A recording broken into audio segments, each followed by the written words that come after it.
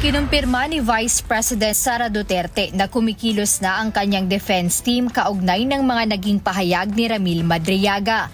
Bagamat hindi nagbigay ng detalye ang Vice-Presidente kung paano siya dedepensahan ng kanyang mga abogado, sinabi nitong asahan ang paglabas ng kaugnay na impormasyon sa mga susunod na araw.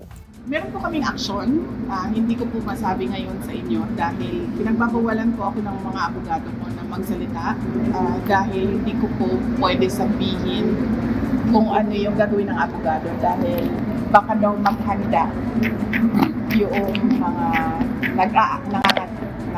nag-a-atake sa akin at nag-file ng kaso sa akin. So ayaw nila na bigyan ng tip, kumbaga, kung yung kabilang sa'yo kung anong gagawin. Pero sa susunod ng mga araw, may lalabas na balita dyan, malalaman din.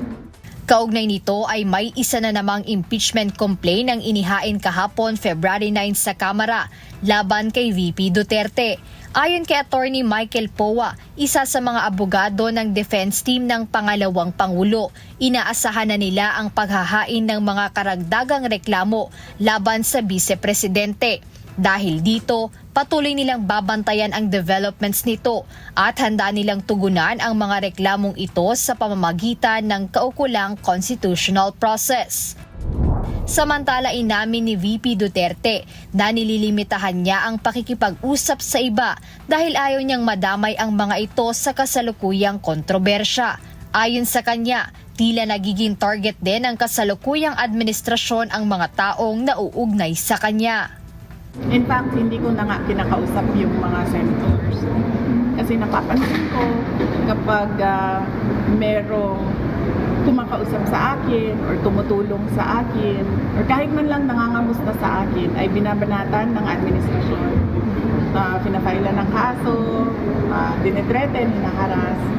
So, ang nangyayari sa akin ngayon ay hindi ako makikipag-usap sa mga tao para na lang maiwas sila sa init ng ulo ng administrasyon. Ganun din sa mga senators.